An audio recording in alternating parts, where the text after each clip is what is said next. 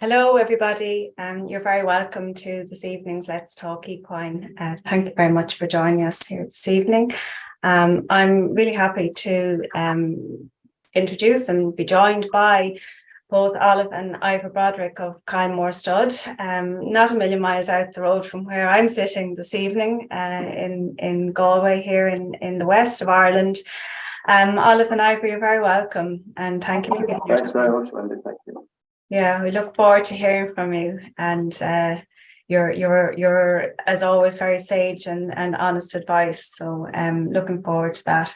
Before we get started, just a shout out to our audience this evening that there is a Q&A function on your Zoom screens, and you're encouraged to use it this evening and interact with the conversation with us here tonight. Please use the Q&A and not your chat function if there's a chat function showing. So yeah, without further ado, I suppose, maybe to start with, just to give people a little bit of an insight into Kylemore Stud and maybe how long you're there, and I suppose even kind of the volume of throughput of mares that you might have of a season as well, just to give those who maybe are not so familiar with you a little bit of an insight. Yeah, okay, Wendy. So thank you for having us. It's a pleasure to be here, and I hope we won't waffle too much or bore people too much. So we came here to our townland, Ballyscully, in 1997, and we started the really straight away when we came here. We bought a small piece of land, built our house and built stables, and it's been an hour. We're still building stables. You're still filling them. Yeah, and I suppose while we had natural cover stallions at the beginning, I suppose very quickly we went to our first visit to BDL in 1998. In 1999, we started doing AI. So that changed. The breeding started to change then and change rapidly at that stage, and to where we are today, where, if you were looking for a live cover stallion now in sport or sort, it might be a little bit more difficult to find one.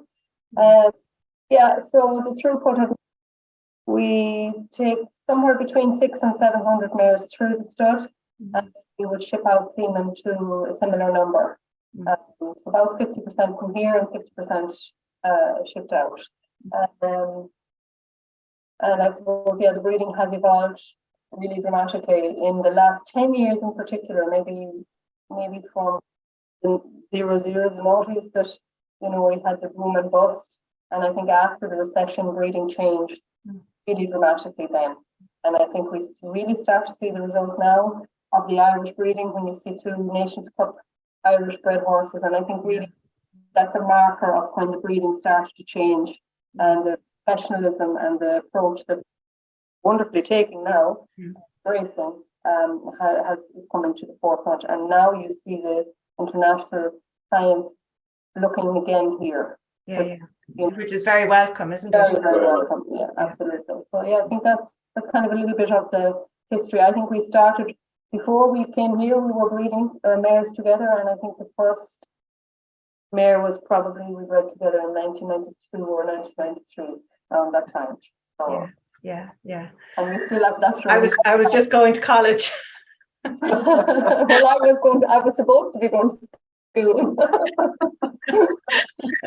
Yeah, time passes when you're having fun, huh?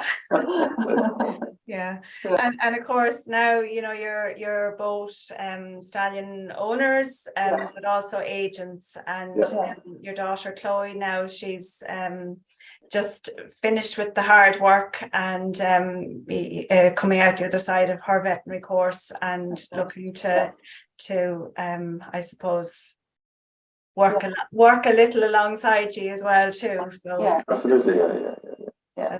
But I suppose there's a lot of physical work involved, and she's young. She's probably a bit more able for it than we are now, and so it's good to have some new blood coming along as well. Yeah, absolutely, and to feel like you also are building for the next generation. Yeah, of course. Yeah, I think it's a business that perhaps I feel myself looking around Europe and Ireland, the more successful studs are generally family run, because the level of work and input takes, it's would be very difficult to run it without it being a family business, you know. Yeah. But we have great staff and wonderful help, but you know, nights and a lot of very early mornings, and just sometimes take the family to keep each other motivated to keep that part of it done. Yeah, absolutely. Hard going, I'm sure, at times, particularly in the midst of the season.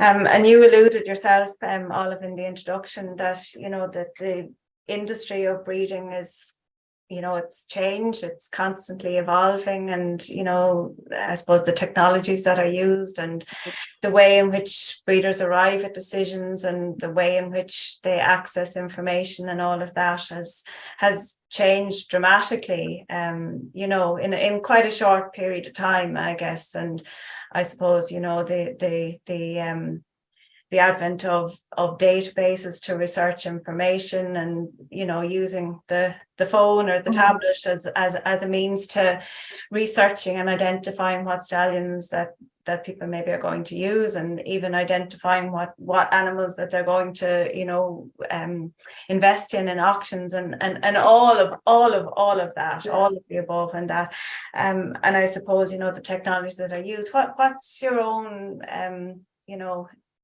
I suppose, perspective on all of that?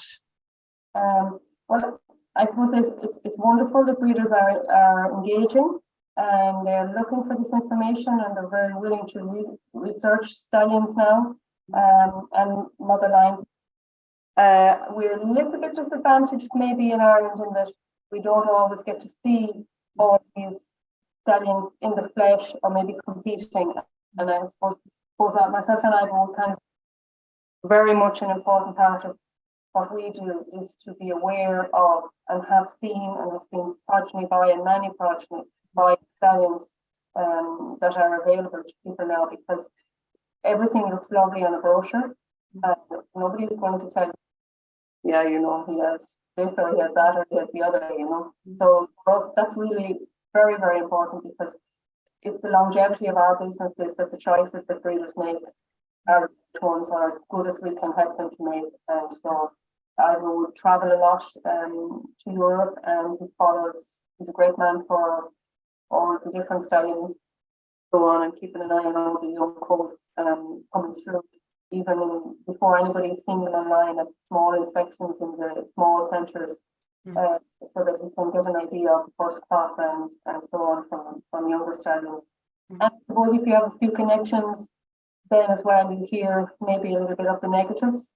We'd have some people we trust that we do some business with abroad who will tell us, you know, if we have a query or a question quietly, so that we're aware of the negatives, which we have to be as well, you know.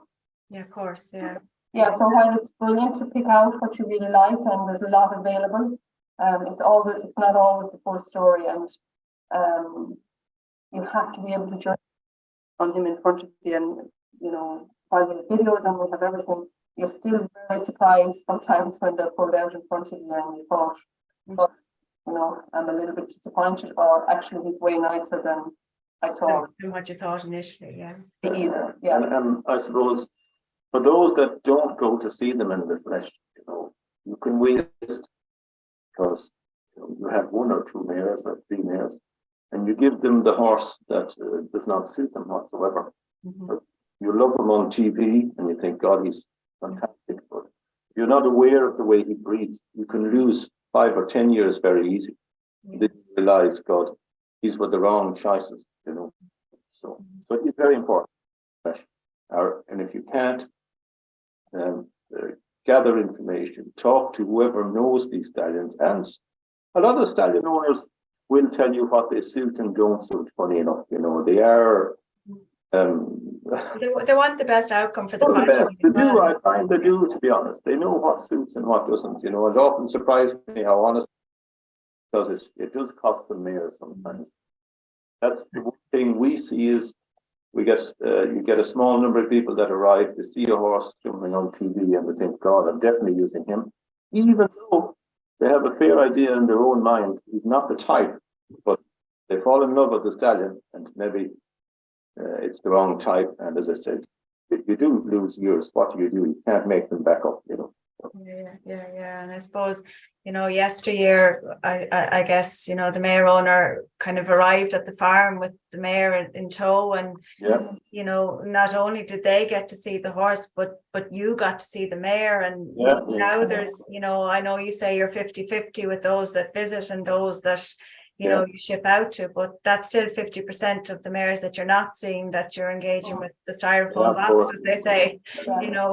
I do find most people are open to a conversation, and we'd always try to engage people in a conversation before they'd finalize their choice, even if they ring up and they say, I want him for whoever tomorrow, try to engage a little bit, because it's just so important for us all, breeders and stallion owners. And what are key indications to either of you that maybe the choice is not maybe the best one for a mare? I suppose one thing that I've seen over the years is that, and we saw it more 15 years ago or so, that many people, if you had a very light mare, a small blood mare, a lot of people tended to go for the very opposite. They gave it the big powerhouse, the very big horse, and they were hoping for the perfect in the middle. Of course, this seldom happened. You generally end up with poor conformation. You get a deep shoulder, a small hind quarter, short rein, big head. 9 out of 10 times it goes wrong. There's always the exception. Also, if you keep fillies that are bred in this way, you won't get an even collection of progeny from these either. They tend to backbreed to the way you. So by your first choices play a big part in your future mares, your future generations. So it's all what we see is that it's better to make slow improvements. So like rather than the total opposites is a much safer way to go. Of course, you should use always something that improves. When you use something the other extreme, you sometimes lose the few nice qualities you had. So why the example of putting the draft with the thoroughbred, then you're looking to see where you land in the middle of that cross. You have a quarter of everything, don't you? You end up with a very unreliable mare that she breeds you 10 totally different foals. So a lot of the time, the better brood mares that we see breed a lot of similar types. You can see a bit of the stallion in them, but there are a lot of similar types. But if you do this the types at the beginning, you will probably always get a very mixed bunch of progeny. And of course, I suppose the objective of the breeder, I suppose not everybody sits down with the same plan in mind. And, I guess there are some that are maybe very mindful that their objective is to replace a brood mare, or maybe that they'd like to look ahead with a view to producing the next stallion of the future, or, there might be the other scenario whereby the focus is very much hooked in on getting that sale at next year's foal auction. Yes, of course. What's your thoughts on all of that, and the approaches relevant to those scenarios? The different markets. I suppose the first thing you have to decide, if every breeder has to decide, is are they selling the foal, or are they selling the 3-year-old, or are they producing a horse in sport? While you would imagine that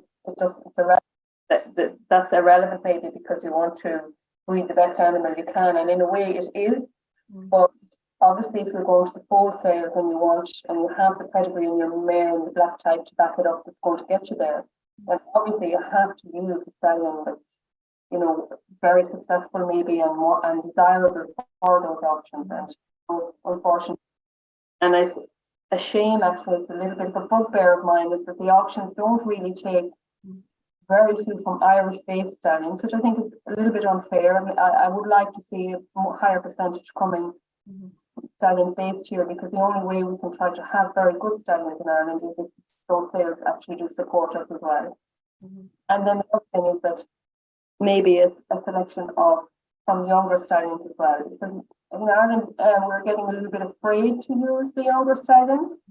And in fact, we've always bred from 3 and 4-year-old stallions ourselves, and we've had quite good success and bred some very good horses using first and second crop stallions, So, but that I digress a little bit.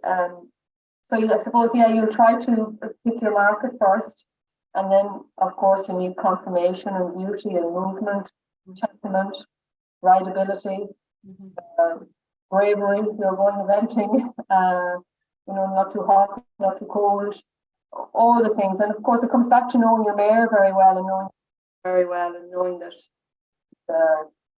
difficult to ride or easy to ride or so on, and all those variety of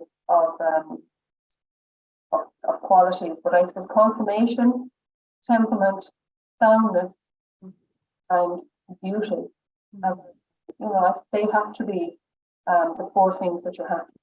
You want a modern horse that's desirable for all the markets, and I suppose you're selecting different traits depending on the road you're going then.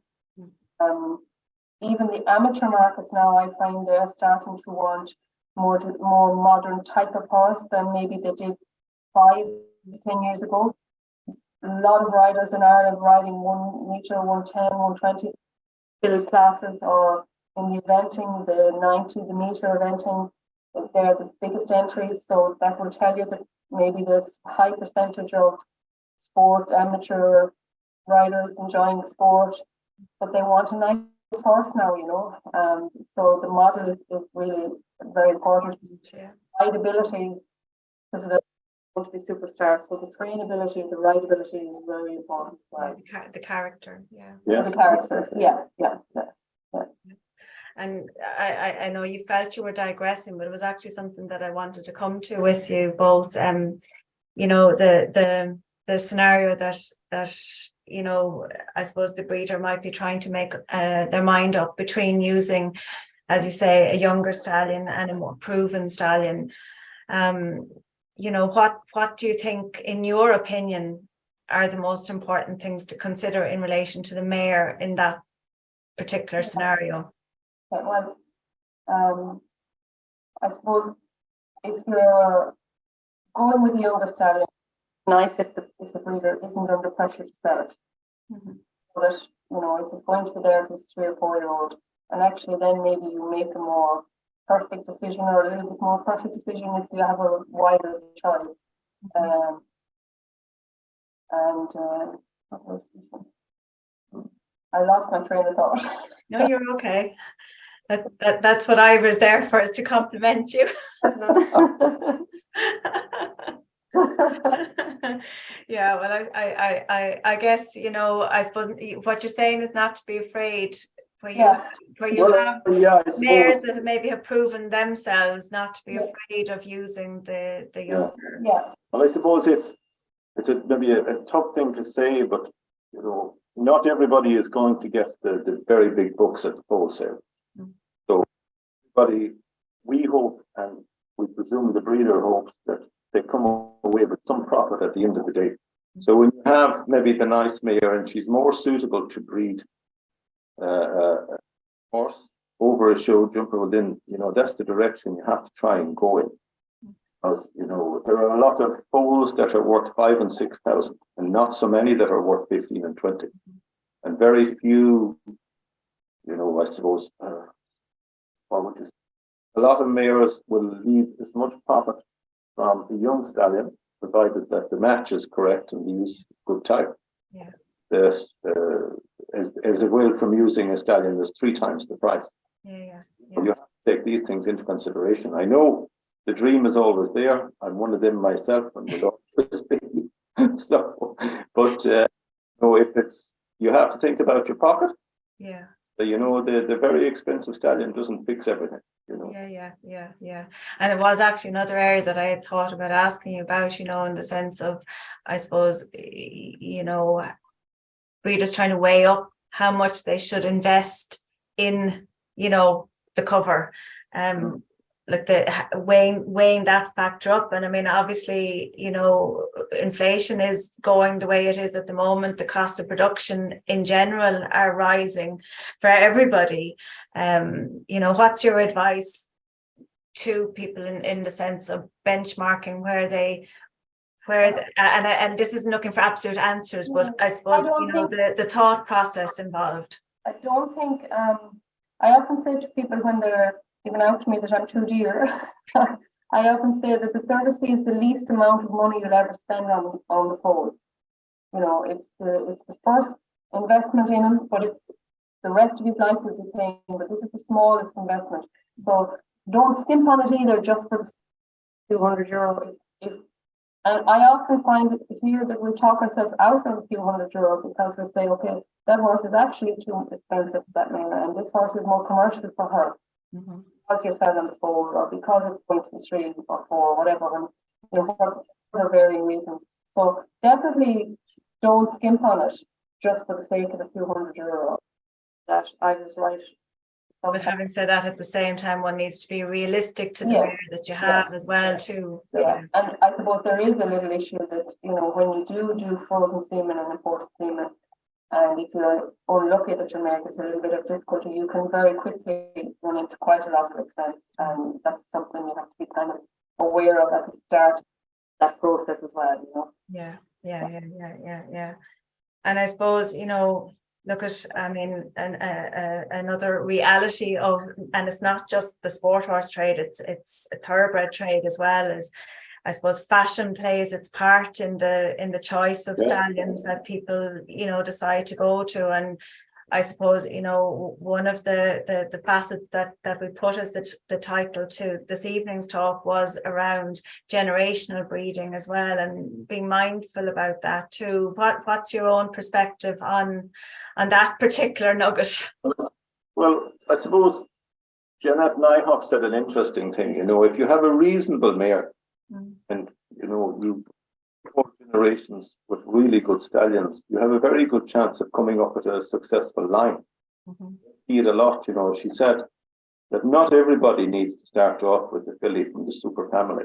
You know, it is possible to make changes, not normally in one go, but you know, to cross the first filly back to another top horse can work out with something, you know, quite a good line to get going with. So, because not everybody can afford to go out and buy this expensive brood mare, or even these filly foals from top families are, you know, are so expensive nowadays, you know. So I would say people shouldn't be afraid to try and start their own lines. It is possible. They all started somewhere. Yeah.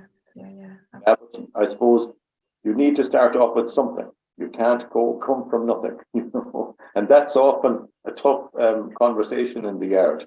Yeah. Well, you have to have an acorn to grow a tree, and it's the same principle, isn't it? Yeah.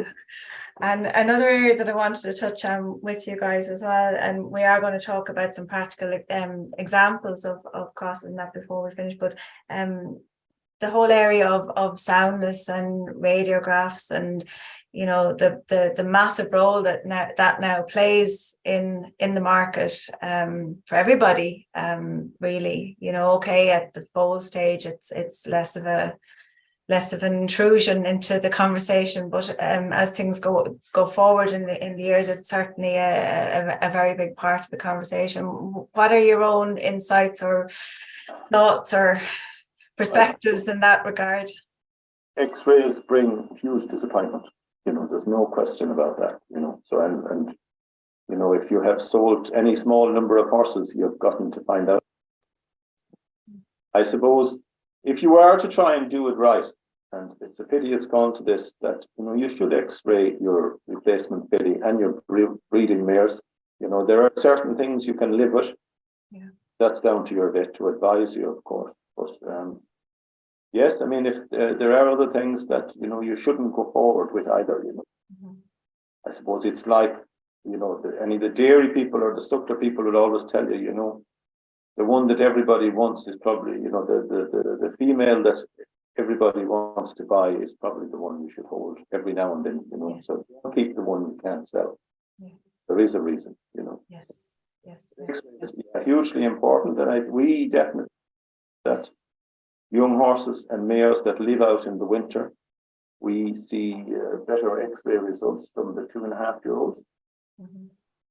We see probably sounder horses, less soft tissue injuries as they go forward in life. I think while we have some indoors ourselves, you have no choice. That's the country we live in. It's getting tougher weather-wise, and definitely you have to keep some in. But if you can manage them out, they're far healthier in every way. Yeah, and it's an advantage that we have over many of our European counterparts in that regard as well. Absolutely, yeah. But taking that conversation also to the point of, I suppose, stallion inspections and the variety of what am I trying to say, levels of investigation what's your advice in that regard in terms of the knowledge base that people need to kind of really have regarding that? I remember traveling through Germany once, and we went to 3 different inspections over the course of a month. And this was many years ago, and to my amazement, there was 2 of the stud books that had 4 different levels of X-rays. This could still pass. Number 1 was completely clean, and number 4 could have chips, hocks, and stifles. Not allowed. But that it could still be fully approved, and of course, the breeder had no way of knowing this. So again, I suppose it's like going back to research. It's so important because we would know KWPN, WP, Zangerside. They're all quite strict on X-rays, not as strict as we are here. And some would argue that we are too strict here. Maybe we've lost some good stallions over the years because we have made no allowances. But maybe that we shouldn't reduce our standards. But maybe if a stallion goes on to be successful in a number of his progeny, have X-rayed well, then he should be allowed into the stud book at some stage. Going back to the stud books, you need to do your research, because you might be very surprised when you go to X-ray at 3 years of age or 2.5, and you discover it's everywhere. And you do your research, and some guy in Belgium will say, "Well, I could have told you that 3 years ago." Yeah. And I guess that's part of the advantage of, I suppose part of what you do is you have these conversations and you look into all these aspects, and you gather that insider knowledge. Yeah. Our best maybe to steer somebody away. It's difficult because you don't want to talk negatively about a stallion, but we try and point people in the direction of the healthier ones. Yeah. It's important though. It's because when it comes to payday, it has such a massive implication. Yeah, or can have. Another aspect that I wanted to chat with you about is, I suppose, the availability and the use of modern reproductive technologies now. And you look at auctions now, and the as I sometimes think, the savage prices that embryos attain, and I suppose that whole trade in frozen embryos now. And I guess for some there's an attractiveness there from the perspective of they're looking at the potential wins from genetics and so forth. What are your insights, your thoughts, your advice, the opportunities, the pitfalls, where to be careful, how to be careful? Well, gosh, where would you even start? I know it's a lot of questions. I'm conscious I'm throwing a lot at you. Well, we'll maybe start with the embryos and all the embryos in the auctions. And I have no issue with embryo transfer whatsoever, and sure, there's no point in having an issue with it anyway, because it's here to stay, and that's it. Absolutely. I do genuinely worry about genetic diversity, and if you have 55 progeny from two sisters in 2 years, which I recently saw. I think it was actually discussed on Facebook quite extensively. You know, for me, then that's not breeding at all, and I don't see any. That's just a bank, and that's just even the welfare of the mare. I would question in a case like that. I have no issue with embryo transfer for maybe a mare that's not going to carry her own, a mare that's in sport. For sure, it's very valuable. I don't think we should go to the tank too often. I think that's unfair on any mare. Would come strongly from a welfare point of view in that I don't like anything intensive in that regard. But ICSI then is another step. And again, if the mare can't carry or she's old and she's of high genetic value for your breeding, sure, I see that it's a valuable tool. Just don't like that somebody has 6 Kona Dublinsky or Cummins or whatever from the one mare in an auction or in various auctions around the world, and we all think, gosh, that's really exclusive, and then you see one in Dubai and you see one in Belgium and you see one somewhere else, and it's not actually exclusive at all. So sometimes you can create your own family and mind your own family when you have your own fit and develop something, and maybe it's more exclusive. And a little bit like in farming, how people have diversified and become exclusive in what they do rather than jumping on and doing what everybody else is doing. I certainly see that it's, you know, if you have lots of money to throw at it, but I do know people. I know one person told me that they had a €35,000 account to pay in an ICSI clinic and they had no embryo. You know, that's and I somebody else who got 6 from one pickup. So, you know, that's the variation of the success.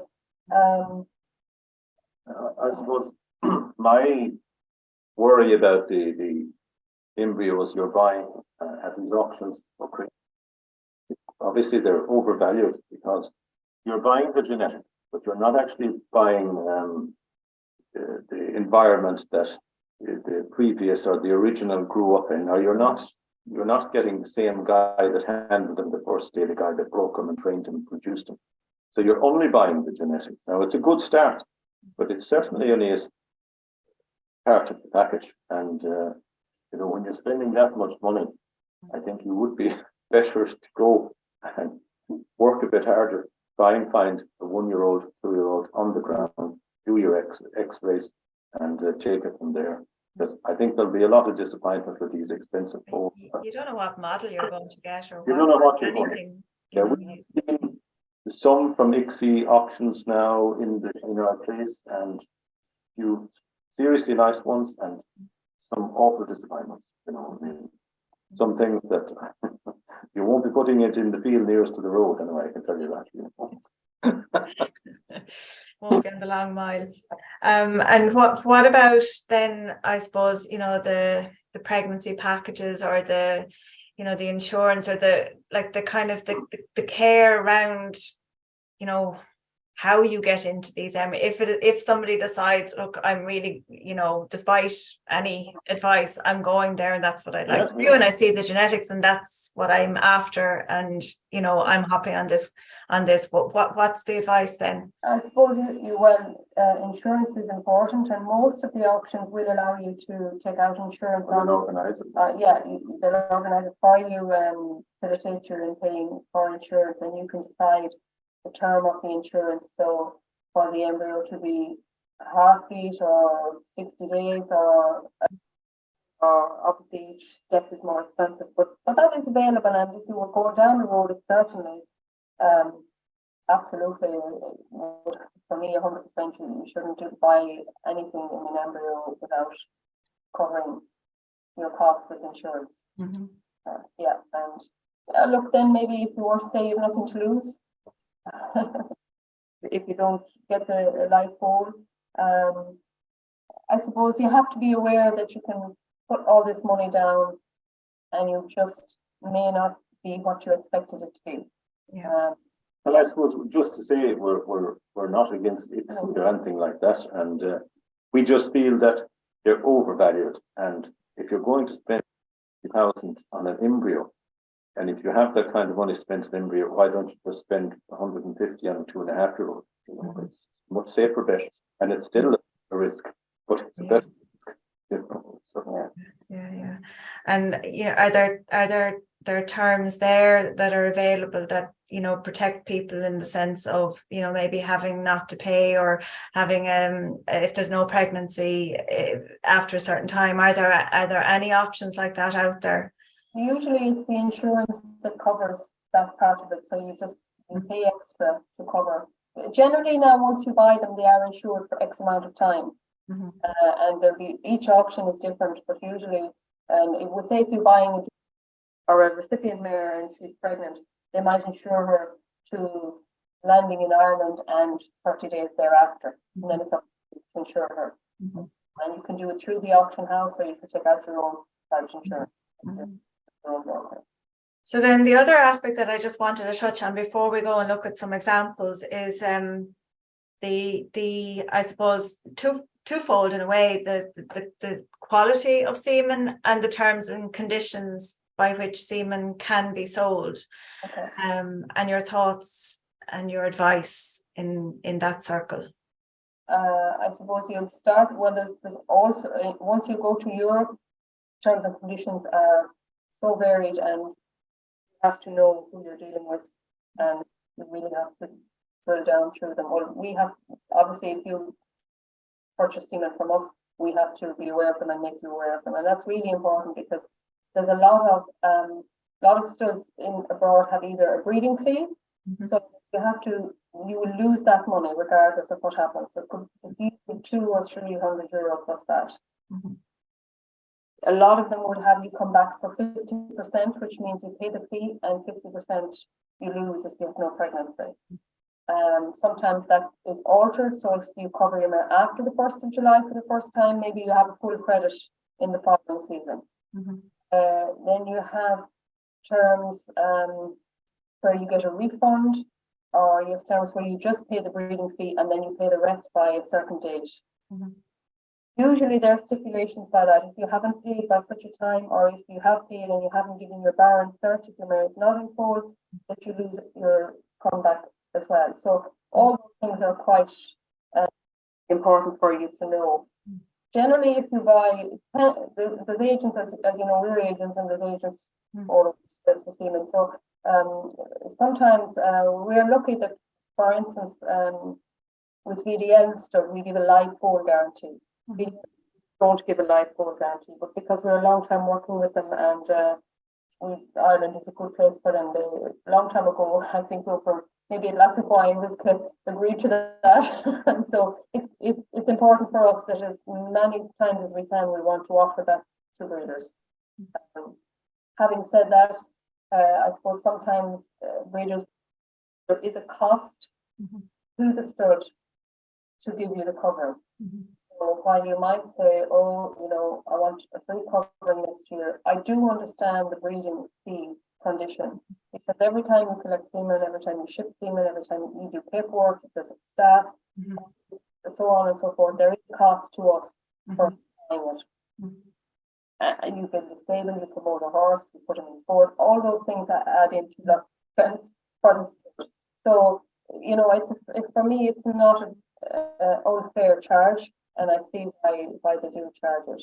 But terms and conditions really are something that you need to pay attention. Your supplier about, or with yourself. One thing that's coming up now, I see quite a lot in maybe stallions that have maybe a little issue, or are not as popular, or not breeding as well as they should be. It's a buy now, pay next year thing. And I'm a little bit wary of that, because I do know a couple of breeders who were fined because they didn't report their born within a certain period, and they had to pay 2,000 or 2,500 or something fine. And they had to pay it, or they weren't on the papers.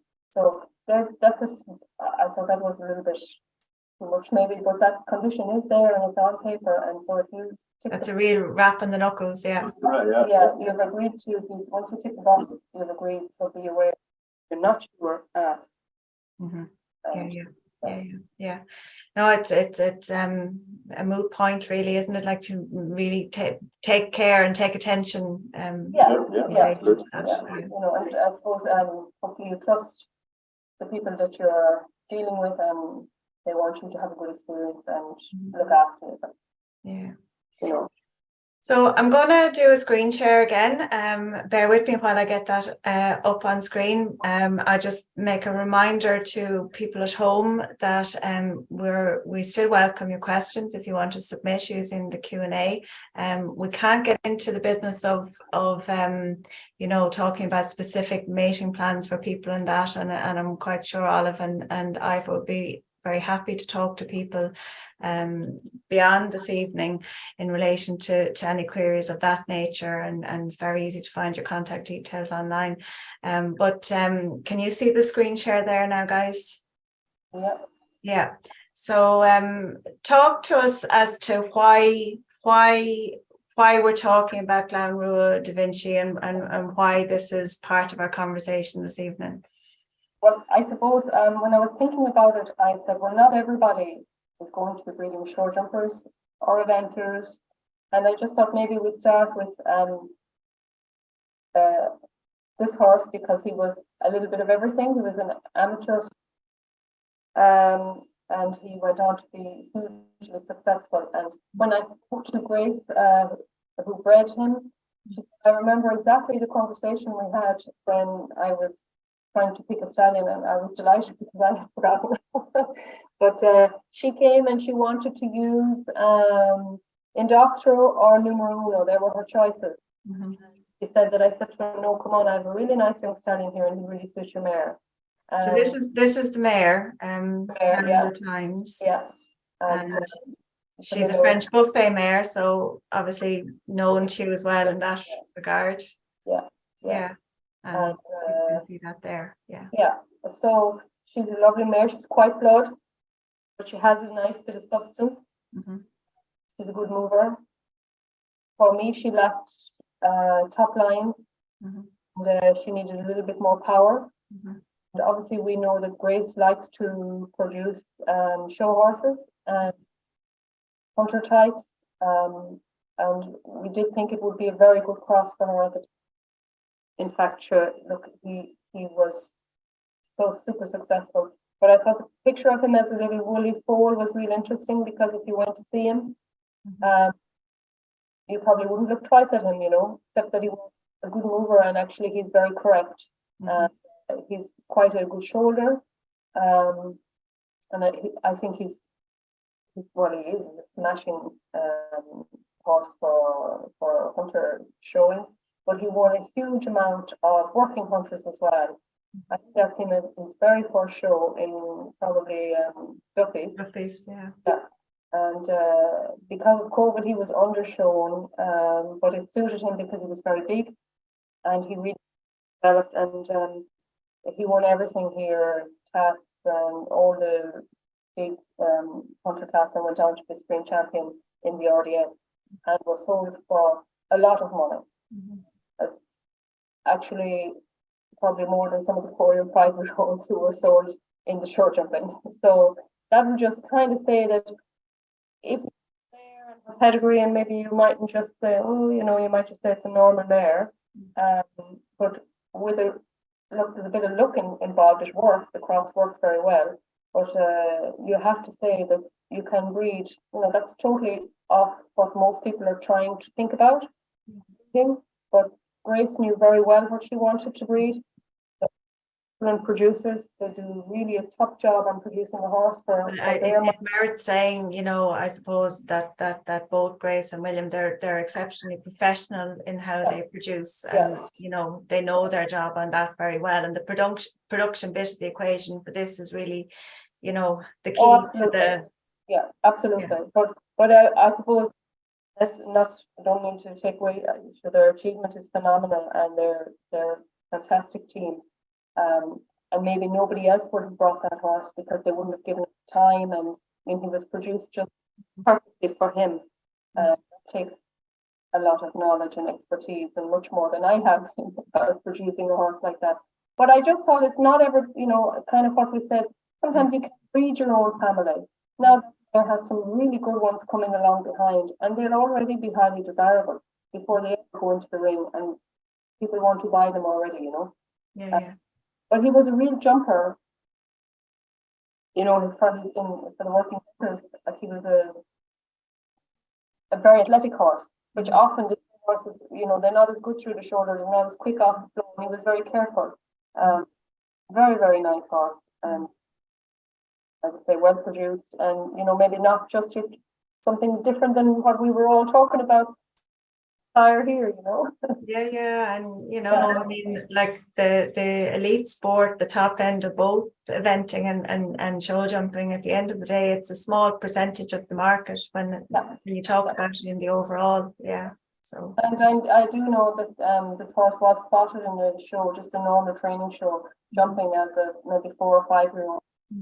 People buy him actually for a jumper, so obviously they thought of him as a jumper as well. So mare is obviously prolific, and it's a nice.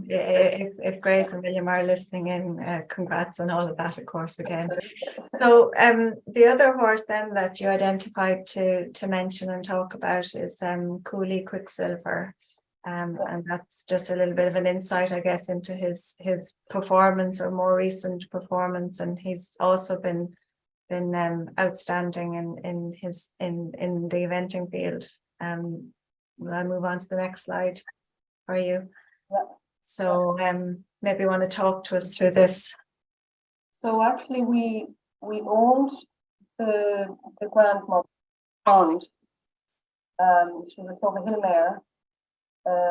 And that was Kylemore Crystal was foaled by Craig and Diamond, who was a local stallion here, and the mare was then covered by us to Womanizer, and she was sold in foal to Alan O'Brien. I do know Linda is actually down as the breeder, but it's an error on the pond was sold to Tom and Linda McGee. Myself and Ivor actually dropped her up to them in foal, heavy in foal. And brought home a Rayburn range out of the north. Yeah, we did Pete's Beverage, So, for some reason, and I do Horseman Ireland, they are going to change it on the database. But Alan O'Brien is the breeder. We're the breeders of Kylemore Crystal, and Alan O'Brien is the breeder of Cooley. Okay, there was a miscommunication then in our conversation, because I think I overrode it there again on my part. So, no harm. So she was Clover Hill. Quite a lot of blood in the pedigree, and then Womanizer, I suppose, you know, he does breed very good event horses. I think he's ranked 11th or 12th in the world breeding rankings this year. There's quite a few very nice ones coming through that are giving him points in things now. It's not a typical event horse. Maybe if you look at him, maybe he's a little bit of body, maybe a little bit more, and maybe he's a little bit workmanlike in his trot. But she's able to get the test out of him. He has lots of extension, but he's not. You can see in the video of him as a baby. That's when he was given at the very beginning. He's quite workmanlike. He's nearly cobbish in his trot. Developed, you know, she got the extension, and she's able to do a very good test on him. He's really brave. He's really careful. He's a little bit of attitude that would come from both sides. Mare was a bit grumpy. She was quite independent, you know. She wasn't really a friend. Carried a high percentage blood, and a good cross for her time. And just she ended up being sold, as I say, and then he ended up being sold as a 5-year-old through Richard's Chain, and that's when he had his name changed to Cooley Quicksilver. And it's great for Alan, and he sold some nice horses on the back of it to the States that have gone on well from that family.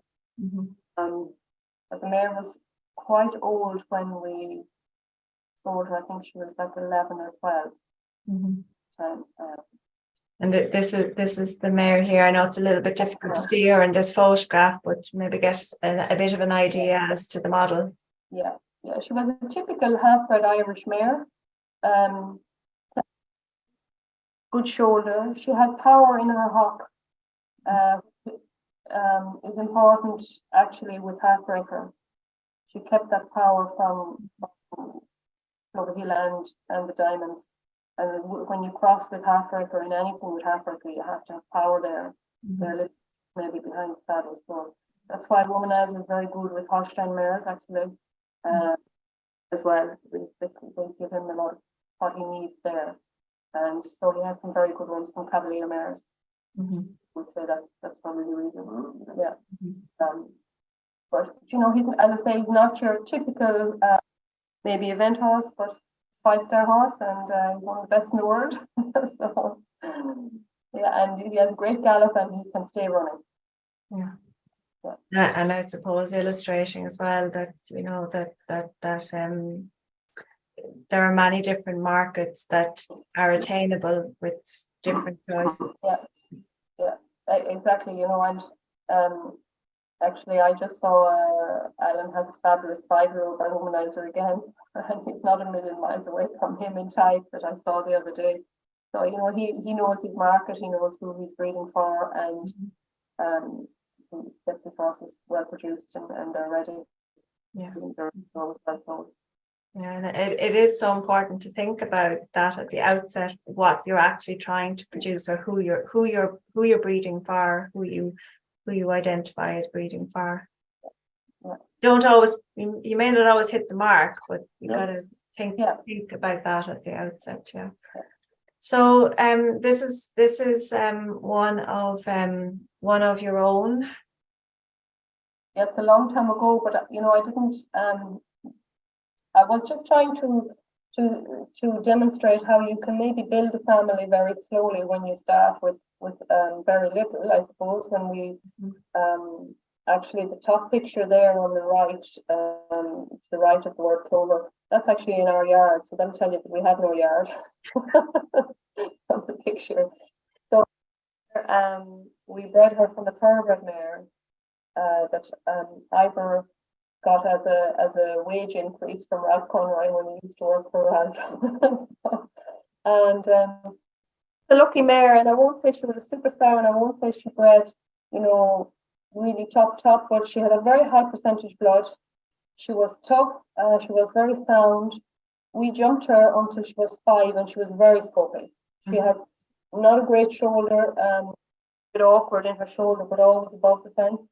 She had loads of power, big back end, and just a great attitude. Take you down to anything. I hunted her, and we jumped her on Tom Slattery, actually rode up for a little while, and we just bred from her then. And one of her first foals ended up actually by Ramona. Went to Italy, and it's called Irish Crystal, and that jumped to a reasonably high level. And she just bred loads of that one, I think. Is it this one here? Yeah. Let's just click again. Sorry. There were maybe they could be a little bit plain.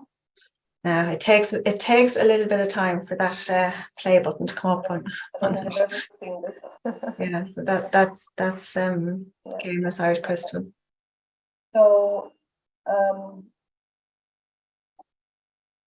they could be a little bit plain in their head from the mother, and but they generally have power and they were brave. And that mare is dead for years, but we've refined that family, and we're on generation 6. And so we did little things all the time.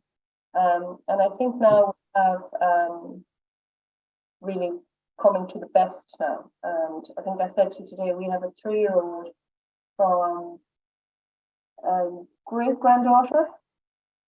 Yeah. Chin Chin mare. We put in Chin Chin, we really liked it in the mother line. And actually we put back in a little bit of power with Chin Chin. And we got scope, and we got a lot of jumping power, a lot of press off the ground with her. She was very good herself. And so it's her first one now that we have kept on, and like him, the coming forward. So that's just a long period of breeding. There was loads of they were all useful from her. They all got sold. They all made money. It wasn't a super start, but now quite a. You can see there everything went into sport, and a lot of them went to amateur people and jumped 120 and 130. But it's kind of where you start if you're starting at the beginning, or if you want to improve a line. But I think one of the interesting points of that mare is that she was 3/4 thoroughbred. Yeah. So, and that's that has stayed in that family. There's no bottom in any of that family. We've never lost that. We crossed back in once the thoroughbred for our filling. And from that mare now, who's a really, really nice horse. If you're in the yard. And yeah, we really like him. I've kept him for Joshua. Right. Maybe you wouldn't go out and buy him. So yeah. But as you went from generation to generation, like what were the key things that you were mindful of in choosing the stallions along the way? Well, I suppose we always had to use something that was good through its shoulder. You know, that was the most important thing. Because the original mare was a thoroughbred, we always had enough blood. That was never a question. You know, so they had some attitude, but we like a bit of that in the mares. But definitely, the shoulder was the most. Everything else came along. We had to never go too big or too small. Like what we said before, keep the type a little bit similar. But just watch the front technique always, because that was her weakest point, and sometimes it returned in the next generation. So you had to be careful of it. Everything else was there. I suppose that's the advantage of if you start off with a lot of blood, you can go in a lot of different directions. If you start off with a colder type, it's much more difficult to get quality from them. You know, it's easier to tone down blood than bring it up. I always find. So, I was starting in the morning and couldn't use a warm blood. I would start with a thoroughbred mare. You know, so I think it would be the way to go if you wanted to come up with a totally line outside of warm blood. So. And I think there's one maybe missing there, one called Make or Break, but that actually went on and jumped bigger classes. Maybe it's not on the record. That went on quite well. Johnny O'Connell had that. Okay, so sometimes the heights that are on the they're not correct. Yeah. Like she did 55 and 150 and a couple of 140s. She had 4 children at that level from 155 down. But it was just, and I'm not saying, as I say, we're not saying that she's, there's lots of better mares, but it was just, we felt to give an example of when we were young and when we started, because I know there's lots of young breeders that watch this, how with that family, and it's still going, and I think the best have yet to come from that family now. Well, to give hope to people that you don't have to have that necessarily that bottomless pit of money to begin with to start everything off. That there are different avenues, and you can take a longer run maybe rather than looking for the instant return that many crave. As well. It's very hard to go out and buy that filly, because would you sell her if you had her? That's the thing. So it is a hard one to have, and that's sometimes you can maybe a bit more exclusive. So this is another one that we went out and bought. This is another one that you suggested you'd like to speak about as well. Yeah, I suppose we bought this mare in an auction with the plan to produce her for 1 or 2 years. Take some embryos, and I suppose we liked Levisto, but she was cornet on the downside, and that went back to Nimbledore, which I as well. I absolutely love cornet on the downside, or sons of cornet. I prefer good sons of cornet myself over direct using cornet. I just think their sons bring more rideability. When we looked at this mare, her strong points were actually, while the photo says she's good in front, her front end was the poorer end. Not a bad technique. On a course of fences, if she was going to have one, it would be always the front end. She was very strong behind, natural finish, very strong in the back.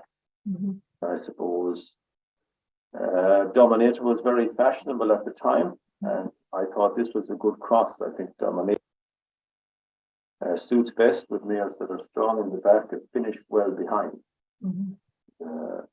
We bred her to Dominator and to Berlin. This is the Dominator you see here. Definitely one of the best 4-year-olds we've ever had, anyway, that's for sure. You know, just a hope. And again, this mare wasn't from a very deep family. This was probably built from 2 to 3 generations. It's not an extensive family, but it's successful. Leica's brother now is owned by Paul Schockermola, and he's just doing 155s now, and they think he's really special. So again, what we're saying is that, you know, you don't have to start off with the best filly in the world. You know, if you pick the right stallions, keep quality in your breeding all the time. Probably after 2 generations, you can make a huge improvement and end up, you know, breeding something like this guy. Possible. With a little rubber shamrock along the way. Absolutely. Oh yeah, look, for sure, it goes wrong, and anyone that tells you it doesn't, they're telling you lies, or I don't know. So, you know, this guy. Talk us a little bit about the qualities that you see here, Ivor. Well, I suppose, you know, canter. You know, this is his. I think he went to Mary Burke's twice, and I think one other place. But he goes around here. He's so much balance and power, and he's braveness. You know, he has never jumped a course this size. But Paddy is able to stay behind him there and just let him roll on down there. You know, Paddy believes so much in him, and the horse has very little done. Of course, anyone you ever ask about a 4-year-old, they always tell you he has very little done. But this one genuinely had nothing done going to this.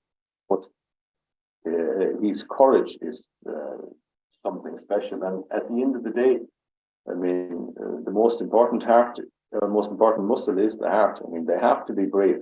They can have all the scope and carefulness, but they have to want to take you down there. But you will get it wrong, and you want them to stay going forward, and you want them to. And this is something that this horse will do, you know. So the biggest problem we have with this guy is, if you put him in the paddock, you know, if he wants to go, he will go, and it doesn't matter what size the fence is, you know. Okay.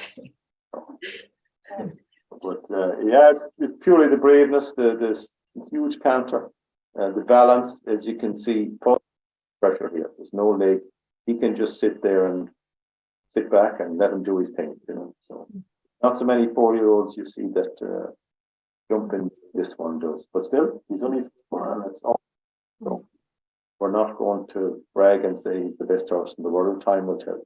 Yeah. There's a few more tests before that. Absolutely, a lot. Yeah, and we've had the conversation with many different people on this platform about, you know, I suppose the amount of pressure that can be put on young horses, and the amount of asks that can be put on them, and, you know, I suppose the different characters and abilities that there are there, and taking all that into account, and, you know, managing the production of these young horses as well is so important, isn't it?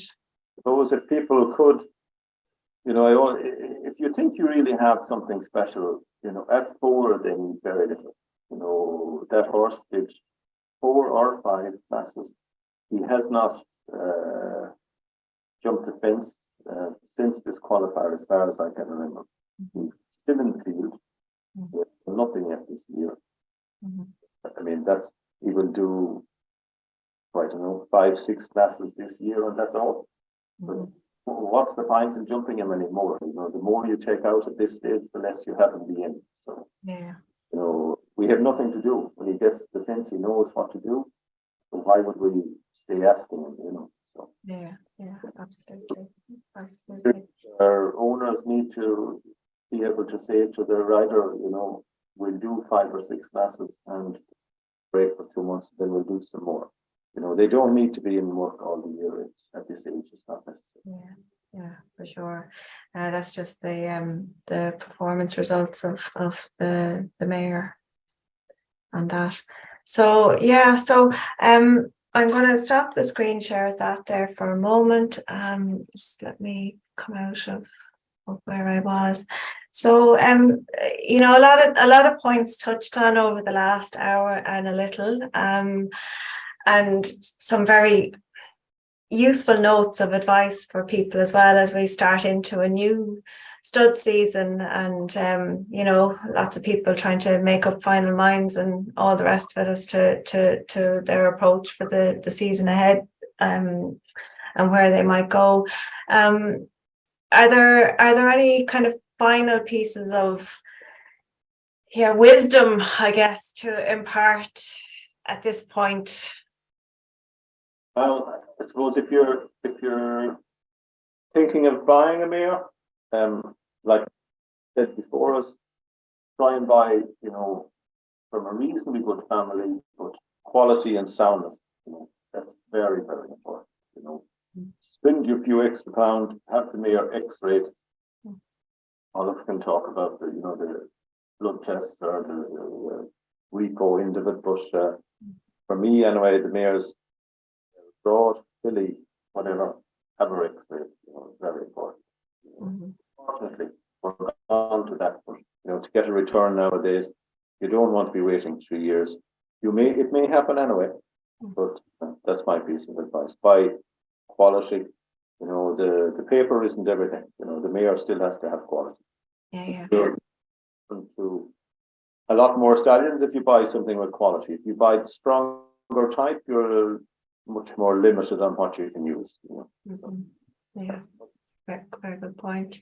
And Olive, I mean, you know, I guess over the years, it's very clear that from a reproductive perspective, you know, you've a lot of experience, a lot of wealth of knowledge in that area, and you know, I guess with the scenario at the moment where cost of production in general, aside from even going repro, the cost of production are starting to put pressure on people as well.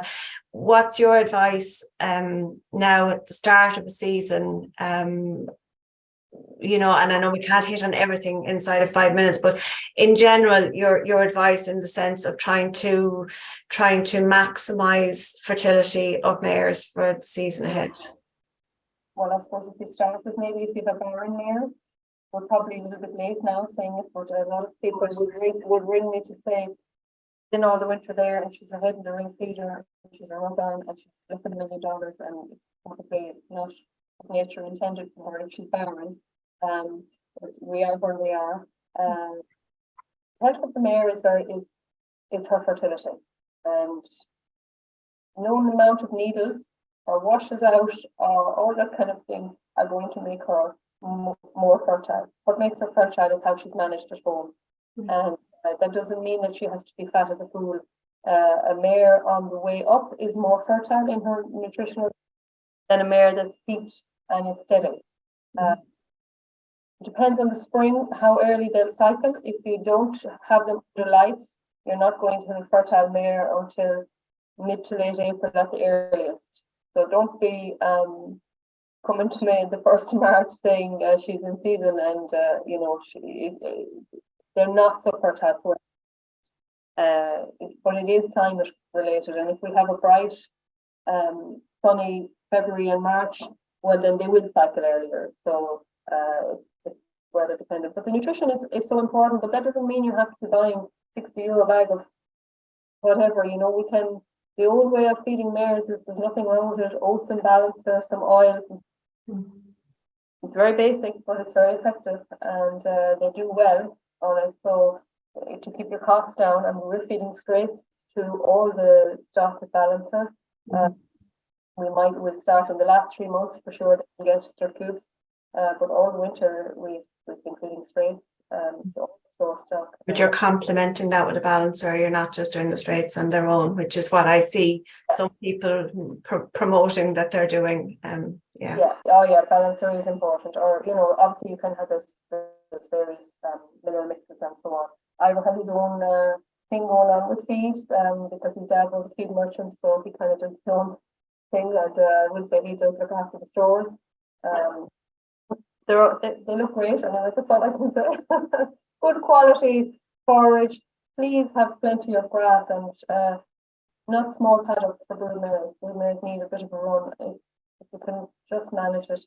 The sheep in the autumn time, beg borrow, steal a few sheep and let them in, and it's for all. But if anybody wants to talk to me, I suppose maybe I have to cut it too short here, and I can't get into the details. No, look, there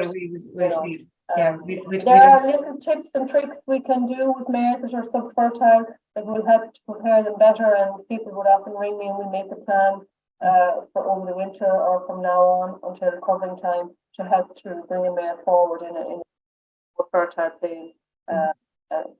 That's kind of maybe a longer discussion. Mm-hmm.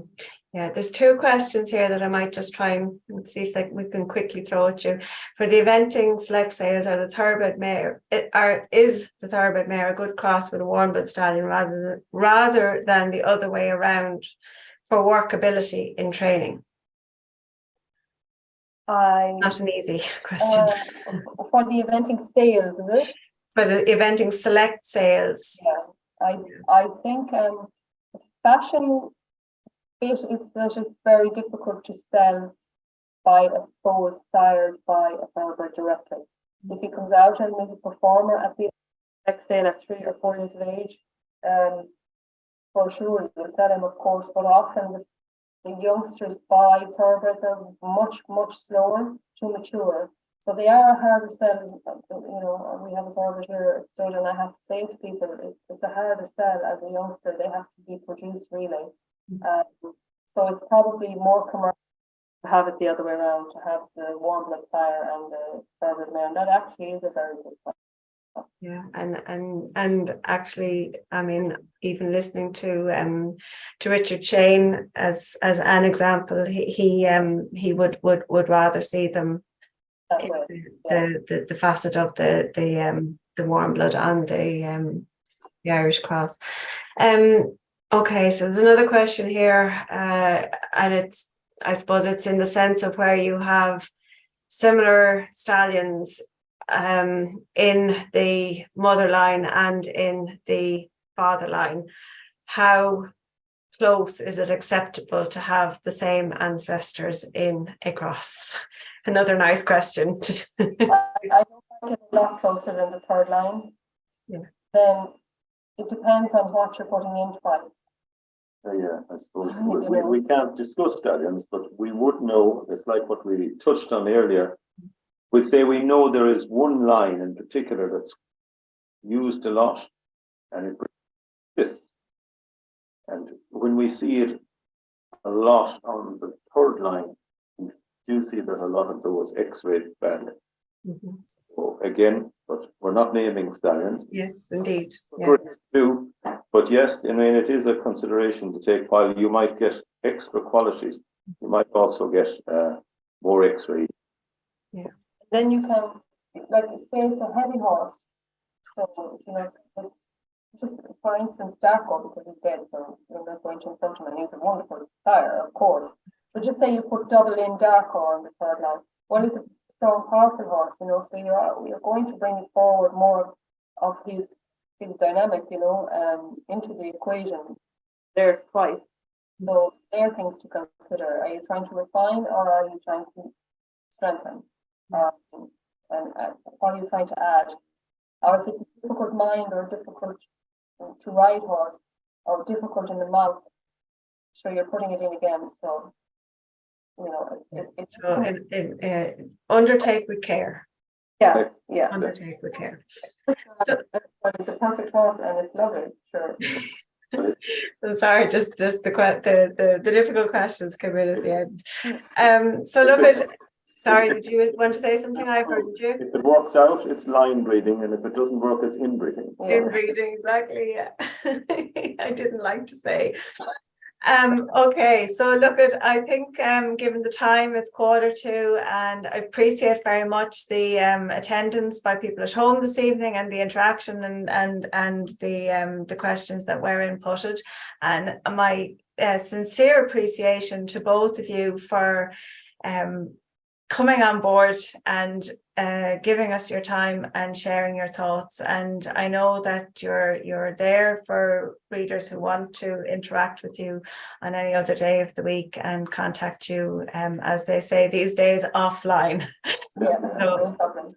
Yeah. so wishing you the very best for the season ahead, and hope that all the new ventures go as you hope them to for the time ahead. And so Zoom, as always, is a very crude machine. Once I hit this end button, it is adieu and good night. So thank you to all at home, and thank you to yourself. Thank you. Thank you. Good night and take care.